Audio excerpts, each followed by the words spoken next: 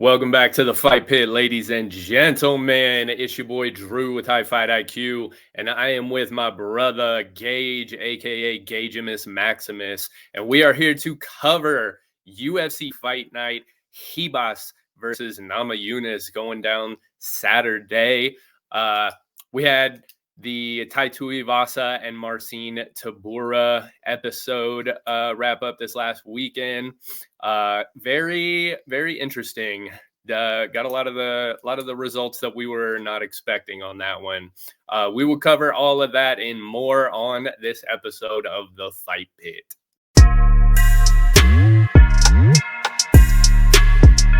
We are back, ladies and gentlemen. The Fight Pit is live every week. You know how we do it.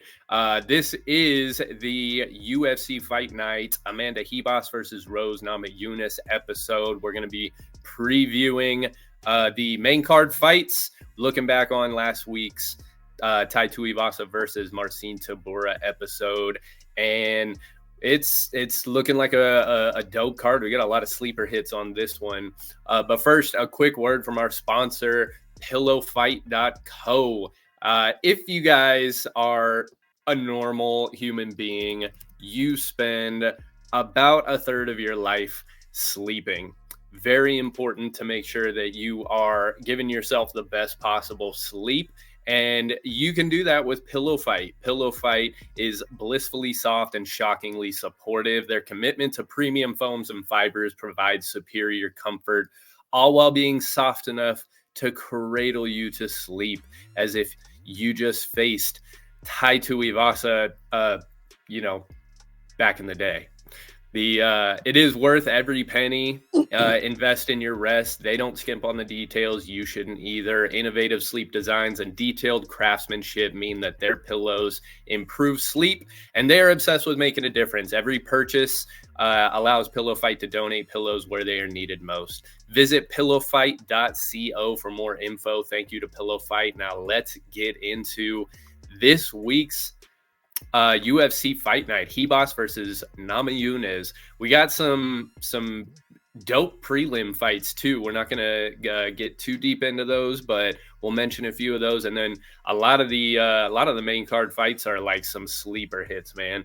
But Gage, we're not doing reactions for the fight nights, but I am interested in getting your reaction to, you pretty much nailed it. Tai Tuivasa was a heartbreaker this last weekend. What did you think of Christian Rodriguez? What did you think of OSP? And what did you think of Tai Tuivasa real quick? Christian C-Rod was exactly what I thought he was going to be. And if you look at the episode, I'd say if it goes to the decision, it goes to the cards, he's going to get it.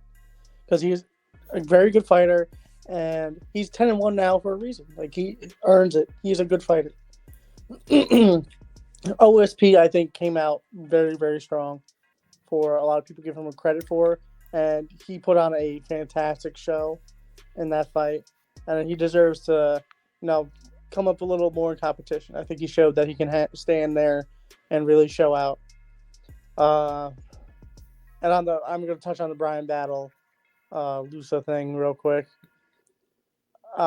If you think in any world Brian Battles should not have gotten that win no matter what, don't know what fight you were watching. I don't want to say Lusa wasn't really that hurt from the eye poke because it was a legitimate eye poke, but he played it smart. I'll say that. Yeah, he played it smart. Did not end up being a very good look for him at all. No.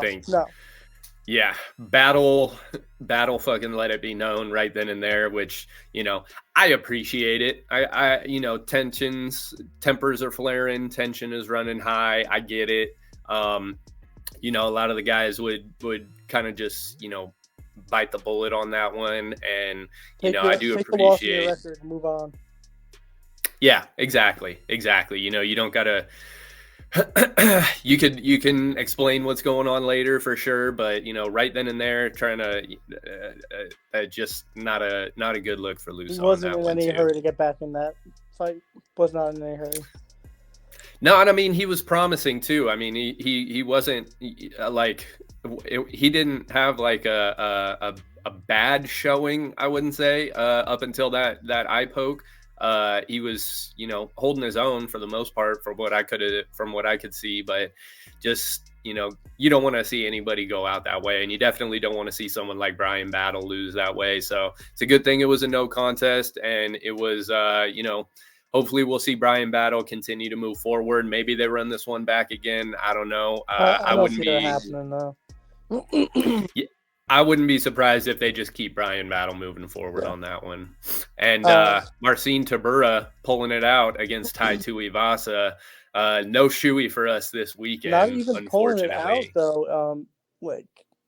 Tybura looked like he had the edge on the feet too, which I don't think anyone could have predicted. But he got a great double leg, worked it against the fence, got him down, and just proceeded to move up. And then Ty looked lost on the ground. And I forget who was calling it, whether it be Paul Felder or I can't remember who was calling it. They were trying to coach him from the commentator's desk on how to avoid getting submitted. Yeah. Right. And Ty just looked like he doesn't train on the ground. Like, it was shocking to see how lost he looked, especially giving up his back and then eating shot after shot after shot until he finally got submitted. Like, no one can ever say anything about Ty's toughness because that was full display. But I don't know what's going on with him. It didn't look right at all, and it was probably the worst he's looked in the fight. Yeah, it was tough to watch, man.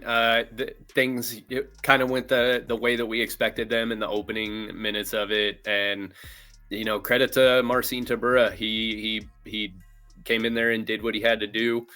We knew that if he was gonna be able to squeak out the win on this one too, it was gonna have to be from a submission, gonna have to be from some kind of ground game domination or stretch out. I mean, there's no way they were stretching that out to 5 rounds. But I mean, we did hit the one under 1.5. We did hit. Yes, thank God, man. Thank God. There's a few rough ones on there that. Yeah, finally we got something going our way on that one too, because there was a lot of. We got Gerald Mearshart got the submission. That was a good call. That was on the money for us there, with pulling the Mearshart submission. Me and Sean.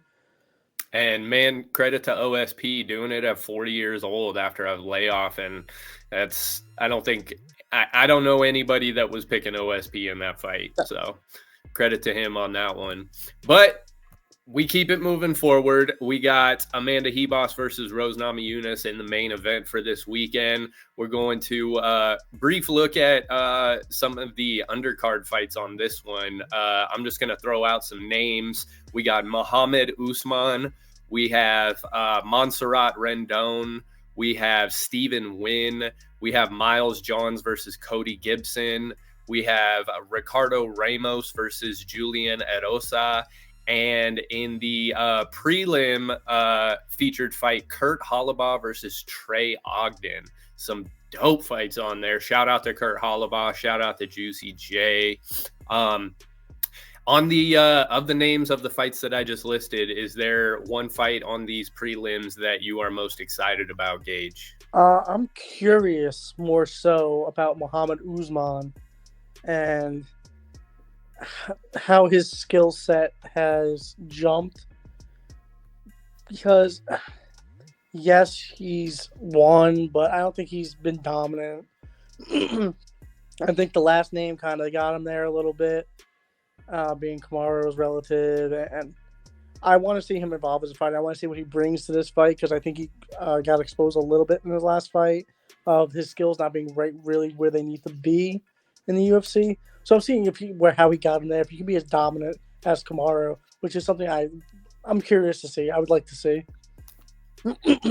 That is a good point. That is a good point. He's been, dare I say, fraud checked a little bit, getting into the actual UFC competitor. Look good on the Contender Series, but heavyweights, it's not hard for heavyweights to look good right out of the gate. So we'll hopefully he can carry on that Usman name. I think the ones that I'm most excited about, everybody definitely make sure you tune in for Stephen Wynn. Usman is a good one. That one opens up the prelim card. And of course, my favorite two on the prelims that I want to keep an eye on is Kurt Halabat and Julian Erosa. Both of them are very tough. Always exciting. Always bringing the fight. And just good dudes all around. The main card kicking off, we have a featherweight battle between Fernando Padilla and Luis Pauelo. This one is opening up the main card. The Fernando Padilla is opened up at a minus 170 versus Luis Pauelo at a plus 140. And this one, it's a dope fight to open up this main card with. 15-5 Fernando Padilla, fighting out of Mexico, going up against Luis Pauelo from Peru. He's 8-1. 7 KOs and 1 decision versus Fernando Padilla's 5 KOs, 8 submissions, and 2 decisions. Both of these guys still relative newcomers. They both have one Dana White Contender Series fight. Fernando Padilla's got this will be his 3rd fight with the UFC, and Luis Pauelo's 2nd fight with the UFC. So exciting 145ers on the rise. We got Fernando Padilla is he's 15-5. He's looked good. The thing that stands out to me the most about him is that he works really well behind his jab and he utilizes leg kicks very well. He is, of course, being a Mexican fighter, he's from Chihuahua.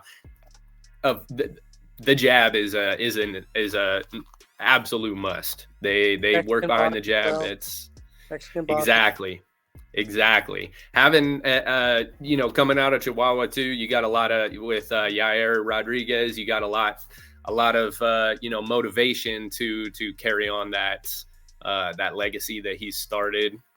I think, and of course, going up against Luis Pauelo, he has some really devastating power. He throws really hard leg kicks. He eats up the body really well. Even when you're on the ground, he's kneeing dudes in the body. He's really good at wearing on you very hard and very quick. I think that the key for Fernando Padilla is going to be to incorporate ground game in it. In his last fight, the one thing that I noticed, he works really well behind the jab. He has a lot of really good basic fundamental skills, which is no surprise. But he can kind of match the pace of his opponent, which is something that I think could be detrimental to him if he gives up that tempo and gives up that momentum to somebody like Luis Pauelo. And Luis Pauelo is the type of dude who likes a firefight. He's throwing hard shots. He likes to make it interesting. He likes to make it a toss-up battle where it's just 2 guys throwing down and whoever drops first drops. I think his key to it is, like I said, eat up the legs, hard leg kicks, go to work to the body, opens up the head early. I believe, he's got 7 KOs and 1 decision. So, of course, he's going to be hunting for the knockout. And with Fernando Padilla's 8 submissions, I think that his key is going to be to, like I said, incorporate the ground game, mix it up, not just get involved in a firefight, stay outside, look for his opportunities to get shots, try to clinch up, do anything except just stand in the pocket with Pauelo.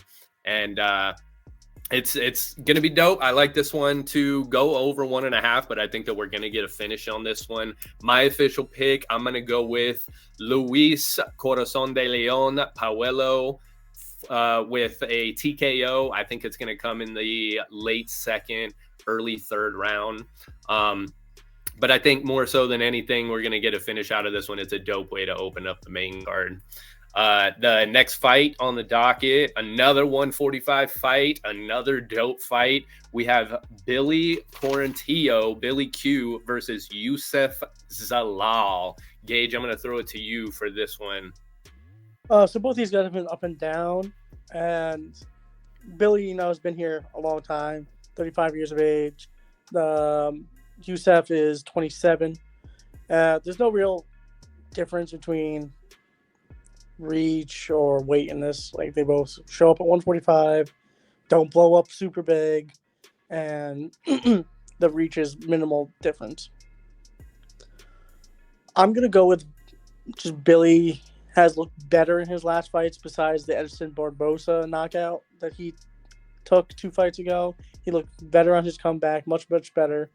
And Youssef came in hot and then ran off 3 losses, I think, in 2022, and then came back with a win and a loss last year.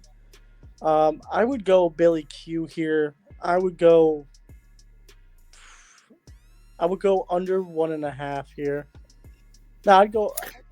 It's close. It's a good line. I go over 1.5. I think similar to your pick. I go late 2nd round KO, early 3rd round KO for Billy. I like that. He has the edge and power, experience, and just better boxing. And I don't think you'll get taken down and abused on the ground. Yeah, and to your point, I think Billy Q's boxing has become one of his, if not his main strong suit over the years too. He's just he's a savvy vet, and his boxing has been looking good. Aside from the Edson Barbosa fight, of course, yeah. But I mean, that's what Barbosa does. He does that to people.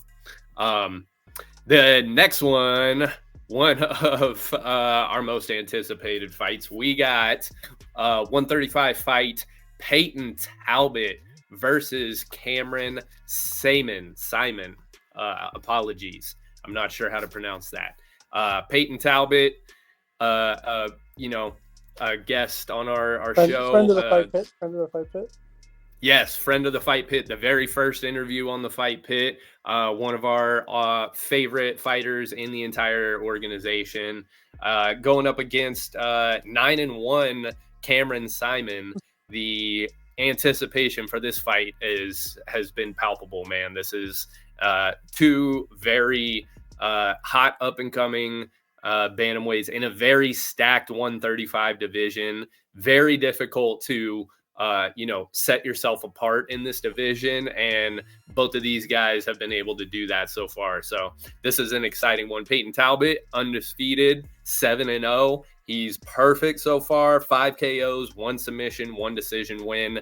Against Cameron Simon, he's got 6 KOs, 1 submission, and 2 decisions. So neither of these guys are strangers to the finish. I think that's what they're going to be gunning for. This one is not one that you want to go grab a snack or use the bathroom during, because this one could end at any point. This will be Payton Talbott, including the Dana White Contender Series. This will be his 3rd fight with the UFC. And this will be Cameron Simon's 6th fight, including his Dana White Contender Series fight. Cameron Simon is coming off his first loss of his career. It was against C-Rod, who just got the win over the weekend. So nothing to really, turn your nose up at. Very difficult division, and you can catch a loss from anybody at this point. I think that Payton Talbott, his last fight, he is able to get the late submission. He's able to weather the storm on the ground, work his way back up. I think he's pretty much got the advantage against most of the division on the feet, if not everybody. He's got very unorthodox looking style, but it's very effective. You'll see him backflip out of single legs. You'll see him, doing a rolling thunder, like reversal type shit. He's never gonna just be doing what you'd expect him to do, and that's what I love about him. He's got an exciting style. He's not looking to just win on points. He's not looking to hold you down. He's trying to finish the fight, and a lot of the times he gets it. I think that his key for this fight is going to be to command the center of the cage. I think that Cameron Simon, he's has the tendency in his last fight, in his last loss, he got hurt. He got down on points. He got rocked, and he wasn't able to make it back up in time. I think that he did come back and win the 3rd round in that fight, but it was just a little bit too late. And I think that if Payton Talbott doesn't get the finish in this one. The accumulative damage and the strikes and the points and the ring generalship is going to be what wins him this fight.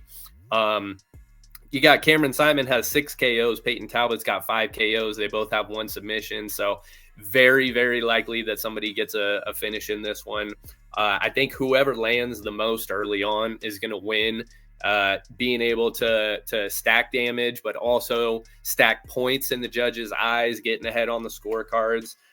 For Cameron Simon, I think that his key to victory in this one is to not wait, to not just sit and try to react. I think he needs to push the pace. He needs to bring the pressure. He needs to try to land. He needs to turn it into a firefight. And I think Payton Talbott is not afraid of a firefight, but I think that he's going to more so keep it technical. I think that his technique is clean. I know people that he's been working with lately, the technique is just getting crisper every single time out. I think that he's going to be the more technically sound fighter. He's going to land his shots. He's going to be in and out. He's going to hunt for the finish, and it's going to come. I got Payton Talbott by a second round TKO.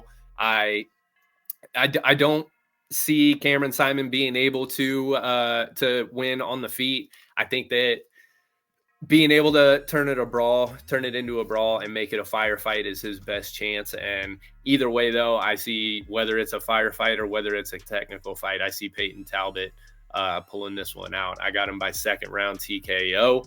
Make sure you're tuned in for that one. That one's going to be sweet either way. The next one, we have 185ers. We got some hype on this one for sure. Edmund Shabazian versus AJ Dobson. We got a lot of the little guys on this one too. So finally we're getting on to some of the bigger weight classes in this one. Gage, let me know, what do you got for Shabazian versus Dobson on this one?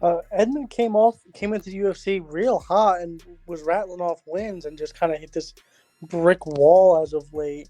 And we're looking for him to try to get back on track. But I think AJ Dobson is just a rough matchup for him. I think AJ has an advantage on takedowns and groundwork. I think Edmund has a little bit of an advantage on the feet, but I would go AJ by decision. I think this is going to be one that makes it to the cards. If it doesn't make it to the cards, I would put money on Edmund by any sort of finish. He can do it both. Submission and on the ground, but I would lean more money towards on the feet, put him TKO. But if it goes to the cards, AJ's got it all day. But I do think it's going to make it to the cards. I'm going to take AJ. Oh, baby. We got the underdog pick on this one, too. That is Pajuelo and Dobson. So that's 2 underdog picks for you. You know me and Gage, we got the dogs for you, folks. We got the dogs for you. AJ Dobson opened it up plus 155, not bad odds at all. And then Pajuelo, I'm not sure what they are right now, but opened it up plus 140. So even just those two, that's plus 155 is as close as you're gonna get, pretty much. It's beautiful too. It's beautiful money. You got Edmund Shabazian, like you said, was very highly touted and was looking promising early on, but just hit that wall and just hasn't been able to recover the same since then. So being able to cash in on it right now, if he loses this one, he'll probably be the underdog in the next one. So this is a good plus money bet to get in on this one. He's 9-1, I believe. Yeah, absolutely. AJ Dobson is not somebody to write off. The 185ers going on to the big guys. We got the co-main event on this one. Carl Williams minus 200 versus Justin Tafa at a plus 170. Now this one you guys will remember, Justin Tafa was scheduled to fight Marcos Rogerio de Lima. He had an undisclosed injury, pulled out of the fight. His brother Junior Tafa stepped in to fight on one day's notice. This is the old switcheroo. So Junior Tafa actually had this fight scheduled against Carl Williams. He steps in for Justin. Justin is now stepping in for Junior on this one. I still haven't heard exactly what Justin Taffa's injury was on that one. I don't know if they have made it known or anything too. I hope that he's okay. If he's doing this quick of a turnaround, hopefully it wasn't anything too serious.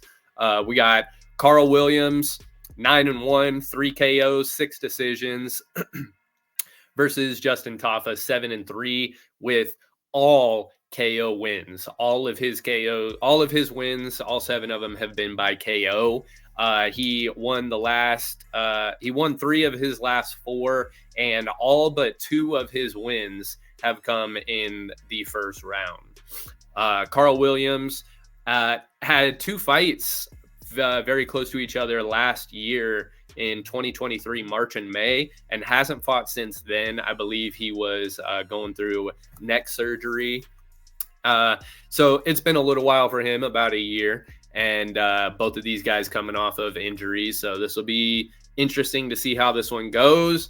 Definitely don't blink. It's Justin Taffa is just one of those dudes. If this fight is going to end quick, I think Justin Taffa is going to be the one on the winning end of it. He's just one of those dudes with he's got one of those eraser hands on it. Just doesn't matter how the fight's going. If he lands, the entire fight prior is completely erased, and it's just he's got the Thanos snap in that one. Carl Williams, though, he's got 6 wins by decisions, and he's on a 6-fight win streak. So I think his key to this fight is going to be to avoid brawling as much as possible, try to extend the fight, maybe work a little bit of the ground game. The more that you can do to take Justin Taffa off his feet and out of the striking element, the better. And I think Justin Taffa is going to do what he does. I think he's going to try to create exchanges. He's going to try to create striking exchanges that favor him. If he can keep the pressure on, if he can keep the fight standing, if he can make it a brawl, if he can make it a heavyweight brawl, I think that Justin Taffa has the best course for victory. But official pick, I think the safest pick is going to be Carl Williams by decision. Who knows how Justin Taffa is, recovering from whatever injury it was that he had. Carl Williams definitely, going to be interesting to see how he does with that neck injury, coming off neck surgery. But I think smart money is going to be on Carl Williams by decision. What do you got, Gage? You broke it down similar to how I had it set up in my notes. Carl Williams is going to take you down early and often. He's averaging over 8 takedown attempts per fight. I learned my lesson this past weekend with Tabora and Ty. I learned my lesson. Justin Taffa's same mindset. Like, I hate to go against it because you love to see it. You love the power. You love the personality. It's just tough to be like, well, now I learned my lesson. You can't just bet on the big personality with the giant hands. It's going to end up like it did for his brother. Carl Williams is going to take him down. It is going to be early and often. It's going to be potential to be a snooze fest. It really does. But Carl, it's his game plan. Stop it if you can. If Justin's takedown defense is there, we're going to see a fight. Like, we're going to see a real good fight. If he forces Carl to stand and bang. But if Carl has to stand and bang, he's getting put out under 1.5. Easy. So, like, there's 2 ways you can look at it. If you want the exciting finish, Justin Taffa under 1.5. If you want the smart money of a prolonged fight, it's Carl Williams by decision all day long. All day long and twice on Sundays for sure. Justin Taffa is, just one of those guys. He's a fan favorite. He's one of those guys that you love seeing every time. Unfortunate he wasn't able to go against Alima. Going against Carl Williams on this one, if we had it our way, same with, last weekend with Tai Tuivasa. If we had it our way, Tai Tuivasa would have, 50 knockouts. Same with Justin Taffa. Justin Taffa would have nothing but... I've done the Chewy on Saturday for the boys. Yeah, right.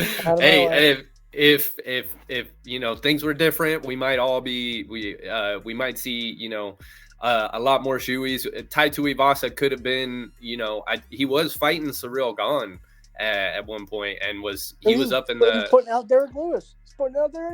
Exact. Oh, dude, with the elbow, like if things just go just a little bit differently for Tai Tuivasa, man, he's up in the title picture still, and it's unfortunate to see those fan favorites. But let's hope that Justin Tafa can keep it rolling. Safe bet. The official pick for the fight pit on this one, though, we're going Carl Williams by decision. If you're gonna take rounds on that one, I would sprinkle a little bit on the under 1.5, but I think the over 1.5 is going to be a little bit better money on that one, a little bit better value. So use your best judgment. Don't either way. Yeah. Don't live and die by what we say, but what we say is always right. So pick, choose carefully. And then we got the main event.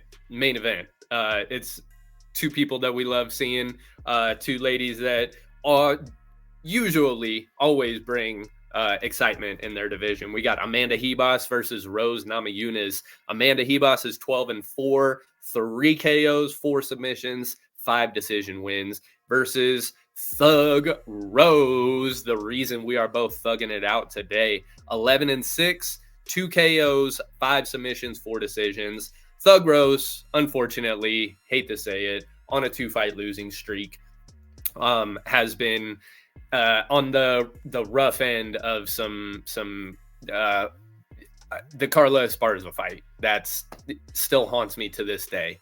I don't think anybody really expected that fight to go the way that it was. The first time that they fought, we saw how it went. I thought that things were going to be a lot different for Rose in that fight.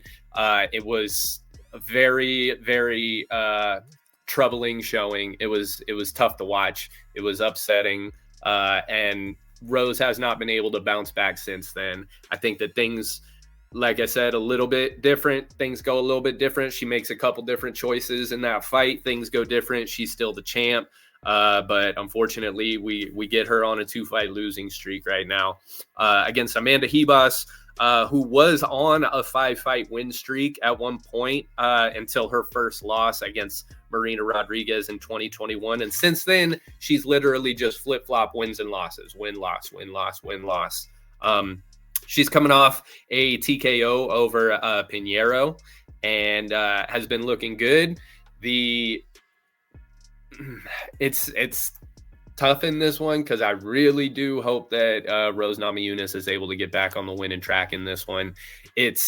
She's been around for the beginning of the division. She's been around since the whole fucking thing started. She fought for the belt in the very first fight for it, coming off the Ultimate Fighter. And, like I said, in that Carla Esparza fight, if things went a little different, if she would have just had a little bit more pressure, if she would have been a little bit more active, I think that both of them just had that same, I think they both had the same game plan, which was just wait for the other person to go and then react and stay safe based on what they're doing.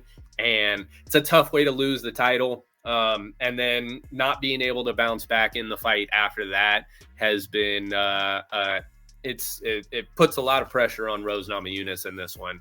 Amanda Ribas is, trading wins and losses. She's exciting. She's always fun. She's always got a smile on her face. She's, regardless of whether she wins or loses, that she's not going to be just sitting back, trying to wait, trying to relax, trying to react and see what happens.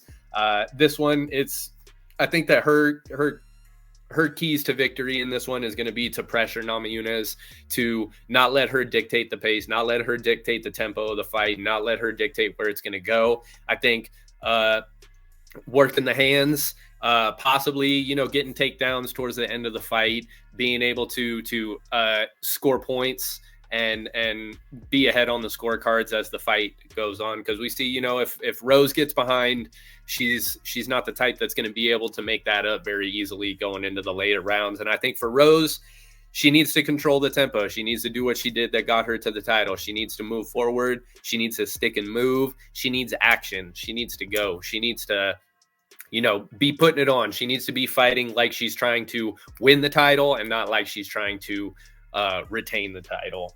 I gotta go with Rose on this one. I'm going with Rose by decision. I hope she's able to get it back. I would not be surprised if we get a third loss in a row for Rose, but hopefully, I mean, we do this all the time, man. I hope we're not taking Rose out back, but it's tough. She's been around for a while, and you know, this could go either way. This could be a turnaround. This could be you know, maybe one or two more, and then we see Rose retire. What do you got on this one, Gage? Yeah, you just touched on it. I was just thinking it. If she loses, I have to wonder how many Thug Rose fights we have left. If she loses, if she wins, especially she did switch divisions too. She just switched weight classes too. You have to forget that after losing the belt, she switched weight classes, went up, which very commonplace. Fighters getting further in the career move up the weight class. Very commonplace. We were always saying how is she going to translate going up in weight? How's everything going to go? And didn't go her way. And she's fighting Amanda Ribas, who is exciting. It's going to be bloody. It's going to be a bloody fight. It's going to be fun to watch. If Payton Talbott wasn't on this card, I'd say it's going to be fighting tonight easy and deserves the main card. Good call. But I think Payton and Cameron, I think that's going to be an absolute banger. I'm with you. I'm throwing stats out the window. I want Rose to win by decision. I would not put my money on it if I'm gonna, as we give betting advice on this, as we so normally do. I'm throwing stats out the window. I'm just going pure. I want Rose to win by decision. But if I'm gonna throw money on it, I throw Amanda under 3.5 by TKO. If you want to sprinkle that in, I think Rose can weather the storm 1 or 2 rounds. I think Amanda can keep pressuring into that third round, it's gonna get bad. That unfortunately, that's something that we definitely do got to worry about too, because you know, over time things add up, and you know, luckily for the women's divisions, you don't see too many of those, you know, just absolutely slept knockouts that take a toll on you, that you have to, you know, have medical suspensions from. But Rose has been on the losing end of some knockouts before.